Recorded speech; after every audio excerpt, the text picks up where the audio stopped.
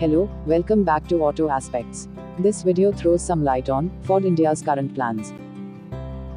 There is this popular question going round since yesterday, that is September 9th of 2021. What is happening with Ford India? In a recent town hall, held by Ford Motors, announced its plan to curtail the manufacturing operations in India. This announcement comes as a result of accumulated loss close to $2 billion.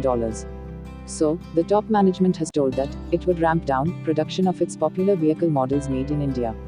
However, the company is retaining its engine plant in Sanand, Gujarat, and will continue to service its products in India. While the Chennai plant may still continue to make cars until 2022, majorly to serve the inline global orders and to consolidate the Indian operations. With this major announcement, it has impacted 4,000 employees across the country. However, the company will continue to stay in the country, with its niche models with completely built cars. Also eyes in serving the ex-customers too. What remains same is the global business solution team, with 110,000 employees will not be disturbed. While parts suppliers will continue as vendors to global markets. Hope this information is useful. See you in our next videos. Thanks for watching.